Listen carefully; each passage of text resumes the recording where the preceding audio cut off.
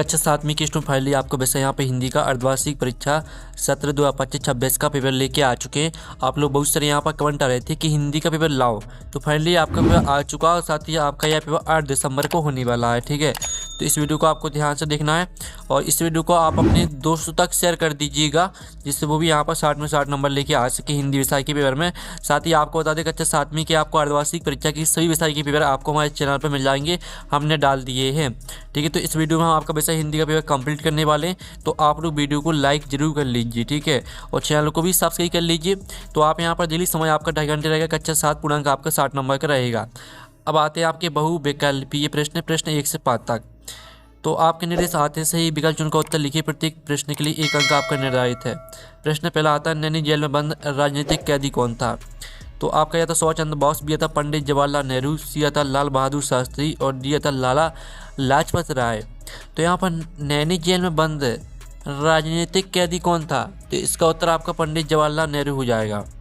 ठीक है, B right answer रहेगा। दूसरा आता है, फैले प्रेम परस्पर जग में मोह दूर पर रहा करे, कविता की इस पंक्ति में कौन सा अलंकार है? तो जो आपकी पंक्ति दी, आपको इस पंक्ति में बताना कौन सा अलंकार है। तो आपका यह था उपमा, बी था यमक, सी था अनुप्रयास और डी था श्लेष। तो इसमें आपका अनुप्रयास अलंकार रहेगा। और आप यहाँ पर देख लीजिए, आपका प्रश्न तीसरा आता, डॉक्टर अब्दुल कलाम का निधन कब हुआ? तो आपका यह था 27 जुलाई 2015, बी था 28 जुलाई 2015, सी था 29 जुलाई 2015 और डी था 30 जुलाई 2016। तो इसका आंसर आपका 27 जुलाई 2015 हो जाएगा। वह आपका चौथा आता, सुभाष चंद्र बोस ने अपने पत्र में मांडले जेल को क्या माना? तो आपका था तीर्थ स्थल, बी था यातना स्थल, सी था प्रेरणादायक स्थान और डी था इनमें से कोई नहीं। तो इसका आंसर आपका तीर्थ स्थल हो जाएगा। प्रश्न 5 आता, निम्नलिखित में से अव्ययभाव समास का उदाहरण कौन सा है? तो आपका यह था यथाशक्ति, बी था घनश्याम, सी था पंचवटी और डी था पीताम्बर। तो निम्नलिखित में से अव्ययभाव समास का उदाहरण कौन सा है? तो इसका आंसर आपका यथाशक्ति हो जाएगा। तो आप यहाँ पर देख लीजिए, जो आपके बहुविकल्पी प्रश्न वो कंप्लीट हो जाते हैं, आपने अच्छे से याद कर लिए होंगे। अब आता है रिक्त स्थान, प्रश्न क्रमांक 6 से 10 तक। निर्देश आता, नीचे दिए गए रिक्त स्थानों की पूर्ति कीजिए। प्रत्येक प्रश्न के लिए आपका 1 अंक निर्धारित है। 6वां रिक्त स्थान आता, अहिंसा, सत्य, अस्तेय, ब्रह्मचर्य और अपरिग्रह को ... कहा गया है। तो इसका उत्तर आपका हो जाएगा पंच महाव्रत कहा गया है। ठीक है, पंच महाव्रत। और जो आपका 7वां था, बुंदेली के पितृपुरुष ... है। तो बुंदेली की पितृपुरुष आपके यहाँ पर ईश्वरी हैं। ईश्वरी आपका यहाँ पर राइट आंसर हो जाएगा। और फिर आपका 8वां था, जिसमें पहला पद विशेषण था, दूसरा पद विशेष होता, उसे कर्मधारय समास कहते हैं। ठीक है, कर्मधारय समास कहते हैं। 9वां आता, कहा कहो एही रिस के मारे ... हो नहीं जात। तो इसका उत्तर आपका हो जाएगा सुख, सुख हो नहीं जात। फिर आपका 10वां आता, हाथ शब्द का तत्सम रूप आपका हस्त हो जाएगा। ठीक है, हाथ शब्द का जो तत्सम रूप रहेगा वो हस्त रहेगा। तो जो आपके रेगिस्तान है वो भी कंप्लीट हो जाते हैं। अब आते हैं आपके अति लघुत्तरीय प्रश्न 11 से 16 तक। ठीक है, तो हमें इनको यहाँ पर कंप्लीट करेंगे। तो आप यहाँ पर देख लीजिए, वैदिक मंत्र सर्वे भवन्तु सुखिनः का अर्थ क्या है? तो चलिए, जो इसका उत्तर है वो हम आपको बता देते हैं।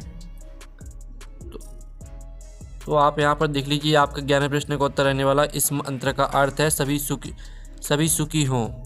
ठीक है, इस तरह से आपका, या सभी लोग सुखी हों, इस तरह से आपका अर्थ रहेगा। फिर 12वां था, गुरु नानक देव का शिष्य लंगड़ा किस नाम से प्रसिद्ध हुआ? तो इसका उत्तर आपका यहाँ पर रहेगा, लंगड़ा गुरु अंगद देव के नाम से प्रसिद्ध हुए। अब आपका 13वां था, अब्दुल कलाम का पूरा नाम क्या है? तो आपका यहाँ पर उनका पूरा नाम अबुल पाकिर जैनुलाब्दीन अब्दुल कलाम है। ठीक है, आपका अब्दुल कलाम का पूरा नाम हो जाएगा। फिर आपका यहाँ पर 14वां प्रश्न आता है, यशोदा कृष्ण का किस तरह श्रृंगार कर रही है? तो इसका जो उत्तर रहेगा वो आप यहाँ पर देख लीजिए, यशोदा कृष्ण के शरीर पर तिलक का, काजला का, चोटी गूंथकर उनका नज़र का टीका लगाकर श्रृंगार कर रही है। फिर आपका यहाँ पर आता, लक्ष्मीबाई की चरित्र की आपको 2 विशेषताएँ लिखनी है। तो आप यहाँ पर देख लीजिए, आपकी लक्ष्मीबाई की चरित्र की आपकी 2 विशेषताएँ दी गई है। ठीक है, 15वें प्रश्न का उत्तर देख लीजिए। फिर आपका 16वां प्रश्न आता है, निम्नलिखित शब्दों के 2 पर्यायवाची शब्द लिखना है आपको। अग्नि यूसर। ठीक है, तो आप यहाँ पर देख लीजिए, अग्नि का आपका पर्यायवाची शब्द आग, अनल, पावक हो जाएगा। तीसरा का आपका भगवान, प्रभु, जगदीश और परमात्मा हो जाएगा। ठीक है, तो जो आपके अति लघु उत्तरीय प्रश्न है वो कंप्लीट हो जाते हैं। और लघु उत्तरीय प्रश्न आप यहाँ पर देख लीजिए 17 से 22 तक। तो निर्देश आता है नीचे दिए गए प्रश्नों को 30 सरल शब्दों में लिखिए। प्रत्येक प्रश्न के लिए आपका 3 अंक निर्धारित है। 17वां आता मध्य प्रदेश की मुख्य बोलियाँ कौन कौन सी हैं। तो हम मध्य प्रदेश की मुख्य बोलियाँ देख लेते हैं। तो आप यहाँ पर दिल्ली मध्य प्रदेश की मुख्य बोलियों में बुंदेली, मालवी, निमाड़ी और बघेली शामिल है। इसके अलावा यहाँ की शहरी और ग्रामीण क्षेत्रों में हिंदी का भी व्यापक रूप से प्रयोग होता है। साथ ही प्रतिनिधित्व करती है, यहाँ तक पूरा याद कर लीजिएगा। अब चलिए आपका 18वां देख लेते हैं। नर्मदा नदी को मध्य प्रदेश की जीवन रेखा क्यों कहा गया है। तो आप यहाँ पर देख लीजिए, ठीक है, नर्मदा नदी को मध्य प्रदेश की जीवन रेखा इसलिए कहा गया क्योंकि यह सिंचाई, पेयजल और बिजली का उत्पादन के लिए राज्य के एक बहुत बड़े भाग को जल प्रदान करती है। ठीक है, विकसित हुए हैं, यहाँ तक याद कर लेना है।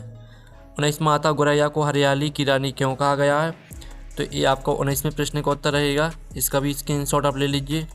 फिर 20वां आता जूही की चरित्र की सबसे बड़ी विशेषता है हंसना। आपको जूही की हंसी से क्या प्रेरणा मिलती है। तो आप यहाँ पर देख लीजिए, इसका आंसर है जूही की हंसी से हमें यह प्रेरणा मिलती है कि कठिन परिस्थितियों में भी हमें आशावादी और प्रसन्न रहना चाहिए। उसकी हंसी जीवन की चुनौतियों का सामना सकारात्मकता और उत्साह के साथ करने का संदेश देती हैं। ठीक है, आपके यहाँ पर उभरने की शक्ति देती है, यहाँ तक याद कर लीजिए। 21वां आता अपने विद्यालय के प्रधान अध्यापक को अवकाश के लिए आपको प्रार्थना पत्र लिखना है। तो ये आपका प्रार्थना पत्र दिया गया है, तो इसका आप यहाँ पर स्क्रीनशॉट ले लीजिए। ठीक है, और 22वां आता योग शिक्षा के मुख्य उद्देश्य को लिखिए। तो आप यहाँ पर देख लीजिए, आपका योग शिक्षा के मुख्य उद्देश्य दिए गए हैं, तो इसका भी स्क्रीनशॉट ले लीजिए। फिर आपके यहाँ पर दिए गए 3 प्रश्न आते 23 से 26 तक। निर्देश आता नीचे दिए गए प्रश्नों को 87 शब्दों में लिखिए। प्रत्येक प्रश्न के लिए 5 अंक आपका निर्धारित है। तो 23वां आता चंद्रगुप्त विक्रमादित्य इतिहास में क्यों अमर है। तो इसका उत्तर आप यहाँ पर देख लीजिए, आपका 23वें प्रश्न का उत्तर रहने वाला है, इसका आप स्क्रीनशॉट ले सकते हैं। और जो आपका आता 24वां निम्नलिखित पंक्तियों का भावार्थ लिखिए। तो ये आपकी पंक्तियाँ दी हैं, इनका आपको भावार्थ लिखना है। तो ये आप देख लीजिए, आपकी जो आपकी का वाली पंक्ति दी गई थी इसका भावार्थ देख लीजिए। खा वाली जो आपकी पंक्ति दी गई थी इसका भी भावार्थ आप यहाँ पर देख लीजिए। 25वां आता किसी एक विषय पर निबंध लिखें। बाल दिवस, वृक्षारोपण, मेरा प्रिय खेल। तो हम यहाँ पर वृक्षारोपण पर आपका निबंध देख लेते हैं। पहले आपको याद करना है प्रस्तावना हेडिंग पूरी, फिर वृक्षों का महत्व।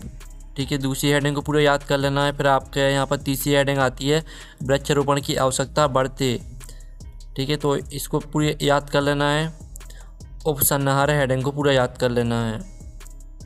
फिर आपका 26वां प्रश्न आता है जिसमें आपको पद्यांश की संदर्भ प्रसंग सही व्याख्या लिखनी है। तो चलिए आपके यहाँ पर 26वें प्रश्न का उत्तर देख लीजिए, आपकी संदर्भ है। फिर तो आप संदर्भ देख लीजिए, प्रसंग देख लीजिए। ठीक है, और साथ ही आप यहाँ पर व्याख्या देख लीजिए, आपकी व्याख्या रहेगी। तो इस तरह से जो आपके संदर्भ प्रसंग व्याख्या है वो कंप्लीट हो जाती है। आप लोग वीडियो को लाइक जरूर कर लीजिएगा, चैनल को भी सब्सक्राइब कर लीजिए, जो आपका पेपर है वो कंप्लीट हो जाता है। तो हम नेक्स्ट वीडियो में मिलते हैं। Thanks for watching.